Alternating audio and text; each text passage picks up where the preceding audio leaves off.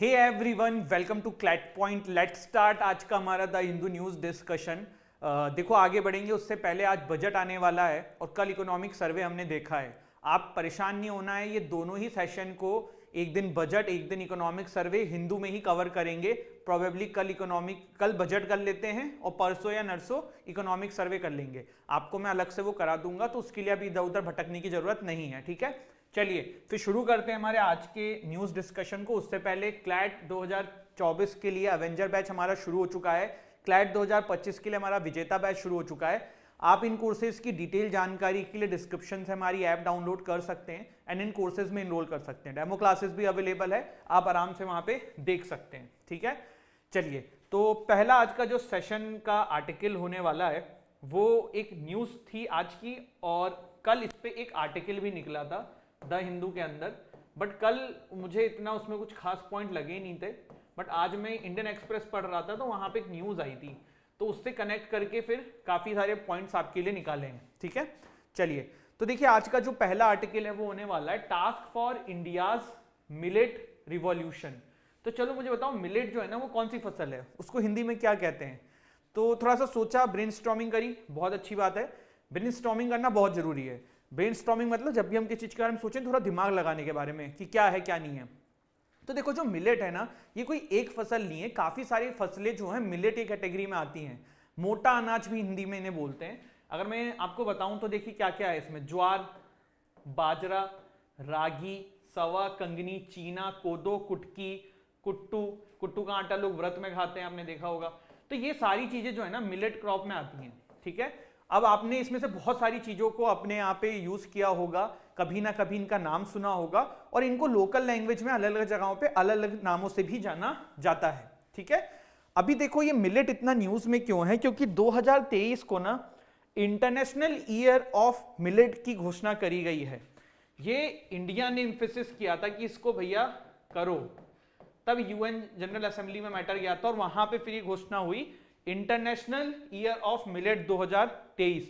इसमें इंडिया का बहुत बड़ा रोल रहा है मिलेट की फसल को यहां तक पहुंचाने के लिए। ठीक है, अब थोड़े से ना हम कारण जानते हैं कि भाई मिलेट जो है ना, देखो बहुत ही पौष्टिक आपकी फसलें हैं। अगर आप नॉर्मल आटे से कंपेयर करेंगे ना, तो nutrition wise millet is way much better than normal wheat जो हम यूज करते हैं या राइस हम यूज करते हैं। जो मिलेट की फसलें होती है ना, ये देखो ग्लूटेन फ्री होती हैं और साइंटिफिक तरीके से इसमें बहुत सारी बेटर चीजें होती हैं comparatively to the wheat, rice and etcetera.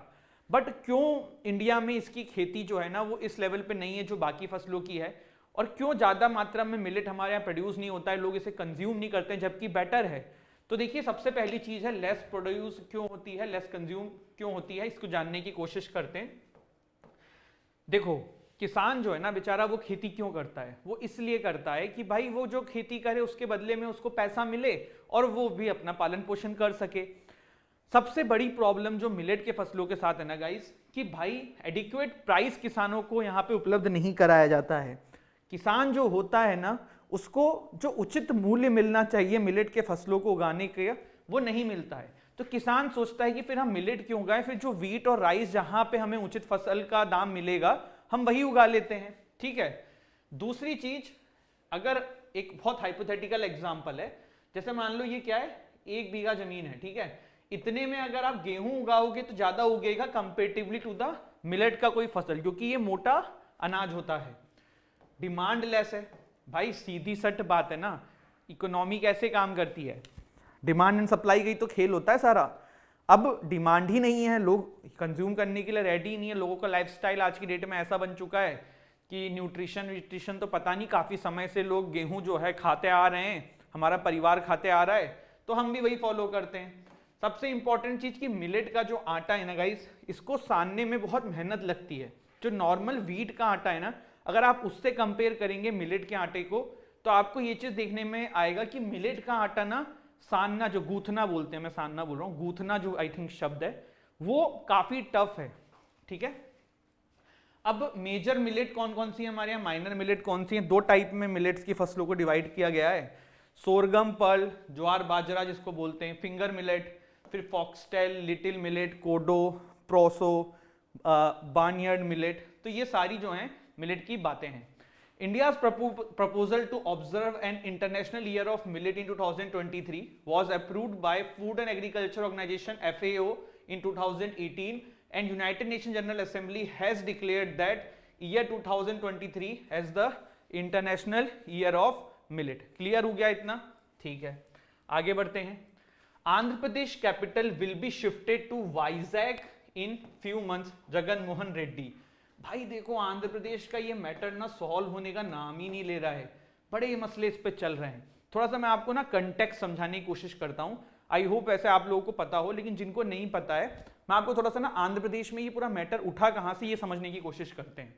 देखो रेड्डी साहब से पहले ना वहां पे नायडू साहब जो है ना वो चीफ मिनिस्टर होते थे. ठीक है, आंध्र प्रदेश और तेलंगाना जब अलग हुए ना तो दोनों की कॉमन कैपिटल बना दी गई क्या? हैदराबाद. कितने साल के लिए? 10 ईयर्स के लिए. आंध्र प्रदेश से कहा गया कि भाई 10 साल के अंदर जो है ना आप अपनी नई कैपिटल ले आओ, तब तक आप हैदराबाद को अपनी कैपिटल मान सकते हो. ठीक है, नायडू साहब जो थे ना उन्होंने बोला कि ठीक है हम जो है करते हैं चीजें, सही है ना. तो नायडू साहब ने फिर डिसाइड किया कि अमरावती को जो है ना हम कैपिटल बनाएंगे. किसको बनाएंगे? अमरावती. ये पुरानी सरकार ने बोला.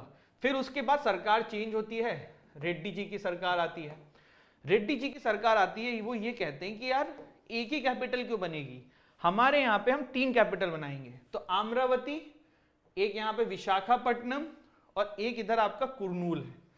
हम ये 3 कैपिटल बनाएंगे. मैं फिर से रिपीट कर रहा हूं, 1 is Kurnool, 1 is Amravati, 1 is Visakhapatnam. ऐसा देखो 3 कैपिटल का मॉडल या किसी भी जगह पे एक से ज्यादा कैपिटल का मॉडल पहली बार इंडिया में नहीं आया. ये साउथ अफ्रीका और बहुत सारी कंट्रीज में, साउथ अफ्रीका में 3 कैपिटल हैं, तो वहीं से आप कह सकते हो काइंड ऑफ इंस्पायर्ड था. ज्यादा कैपिटल होने का थोड़ा सा फायदा भी होता है. फायदा क्या होता है? चीजें ना डिसेंट्रलाइज होती हैं, विकास डेवलपमेंट डिसेंट्रलाइज होता है. जैसे अमरावती कैपिटल होती तो सारा डेवलपमेंट यही होता, इधर छूट जाता, इधर छूट जाता. अभी तीनों कोने पे है तो इधर भी डेवलपमेंट हो रहा है, इधर भी डेवलपमेंट हो रहा है, इधर भी डेवलपमेंट हो रहा है. ये चीज सही थी, लेकिन कब सही थी? जब नायडू साहब जब थे ना वही डिसाइड करते और उसी समय 3 कैपिटल पे काम होता. हुआ क्या कि अमरावती पे ना भाई बहुत ज्यादा पैसा खर्च कर दिया गया है टैक्स पेयर्स का, क्योंकि पहले तो यही डिसाइड था ना सारी चीजें यही बनेंगी. तो लेजिस्लेटिव बॉडी, जुडिशरी, एग्जीक्यूटिव, सारी चीजें जो है ना अमरावती में बना दी गई किसानों से जमीन ले लेके. अब जब रेड्डी जी आए तो उन्होंने कहा भाई यहां भी बनाएंगे. तो यहां जो इतना इंफ्रास्ट्रक्चर डेवलप हुआ उसका क्या? पैसा खराब हो रहा है. मामला कोर्ट में गया था, तो कोर्ट ने कहा कि भाई आपको पहले करना चाहिए था, अभी नहीं करना चाहिए था. फिर अभी भी बहुत मैटर वो चला जा रहा है. अब एक नई कॉन्ट्रोवर्सी आती है कि Andhra Pradesh capital will be shifted to Vizag in a few months. ऐसा जगन मोहन रेड्डी जी ने बोला है. मैटर अभी कोर्ट में है.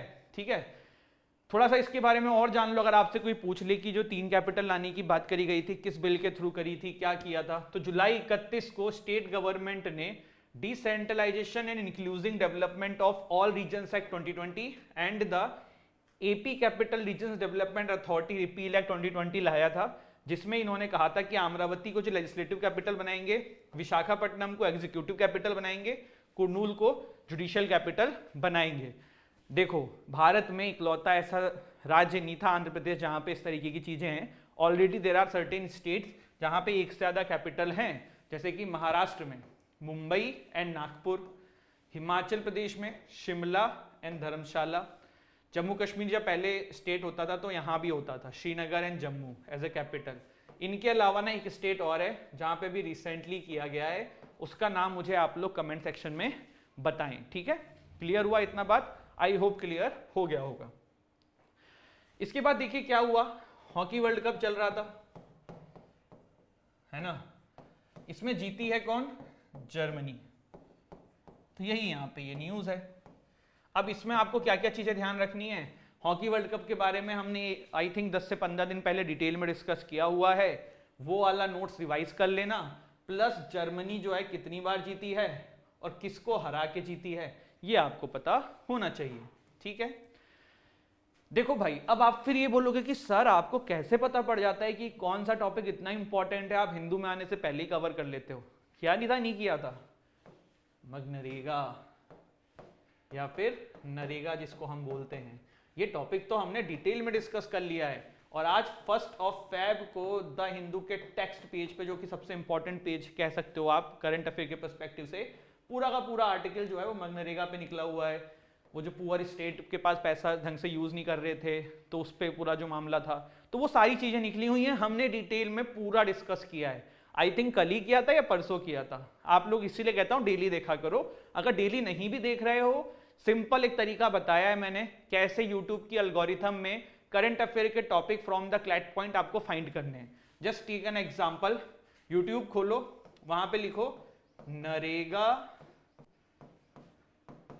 क्लैट पॉइंट, आपको ना सबसे ऊपर हमारा द हिंदू मिल जाएगा जिसमें हमने ये टॉपिक कवर किया है। और सबसे अच्छी चीज है ये, आज से आप 2 महीने बाद भी कर सकते हो, 3 महीने बाद भी कर सकते हो। और ये सोचो आपकी एग्जाम तक हमने कितना सिंप्लीफाई कर दिया है कि कुछ नहीं तो आपको किसी भी करंट अफेयर के टॉपिक को सर्च करना होगा, आप यूट्यूब पे इस तरीके से हमारे सेशन के थ्रू कर सकते हो।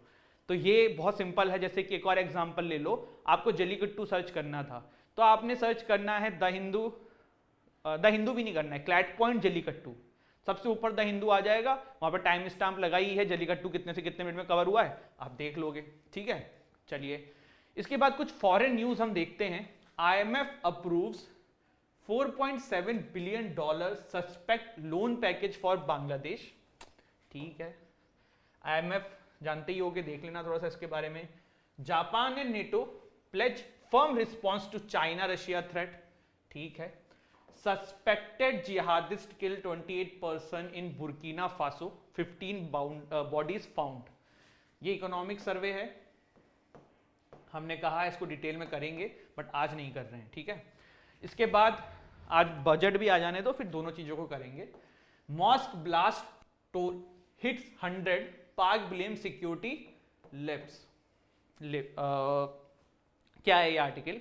देखो भाई, पाकिस्तान में ना कुछ दिन पहले घटना घटी थी। क्या घटना घटी थी? वहां पे ना एक मॉस्क के अंदर जो है ब्लास्ट हुआ था। इसके बाद, इस ब्लास्ट के बाद पहले आंकड़ा आया 30 लोगों की मृत्यु हुई, 40 की हुई, अभी वो आंकड़ा जो है वो 100 पे दिखा रहा है। देखो जो भी ऑफिशियल आंकड़े आते हैं उससे आप 30, 40, 50 प्लस करके चलो, प्लस बहुत सारे लोगों की इंजरी हुई है।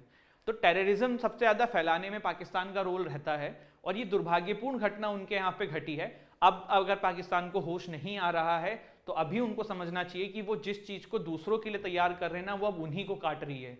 तो यही प्रॉब्लम है। और पाकिस्तान में सिर्फ यही प्रॉब्लम तो नहीं चल रही ना, उनकी इकोनॉमी क्राइसिस भी चल रही है। भाई मैंने आपको बताया था कि वहां पे इकोनॉमी का हालत क्या खराब हो रही है, इन्फ्लेशन 30% तक जा चुका है।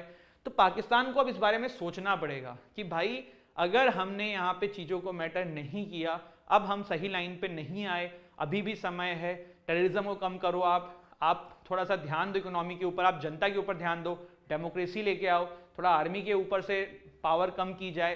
तो ये सारी चीजें जब तक नहीं होंगी ना, तब तक जो है पाकिस्तान की हालत जो है ये ऐसी चलती रहेगी, जो कि एक बहुत दुर्भाग्यपूर्ण घटना है। ठीक है, सुसाइड बॉम्बर था एक, उसके द्वारा ये चीज को अंजाम दिया गया है। ठीक है, तो आज हमने देखो एक आर्टिकल यहाँ पे नरेगा से रिलेटेड देखा है, जो कि आपको रिवाइज करना है, 2 या 3 दिन पहले किया है या कल ही किया है।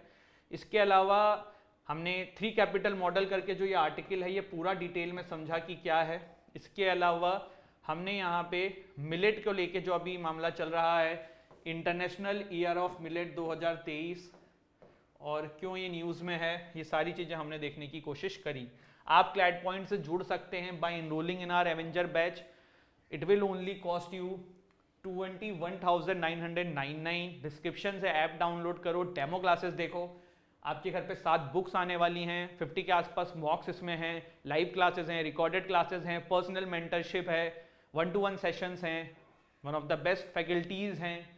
प्लस इसके अलावा हमारे जो टॉपर्स निकले हुए हैं उनके साथ एक कम्युनिकेशन, आपका चैनल इस्टेब्लिश किया जाएगा। तो बहुत सारी चीज़ें हैं, डिटेल के लिए आप कांटेक्ट कर सकते हैं। थैंक यू सो मच, हंसते रहिए, मुस्कुराते रहिए, पढ़ाई करते रहिए। मिलते हैं कल। जय हिंद, जय भारत।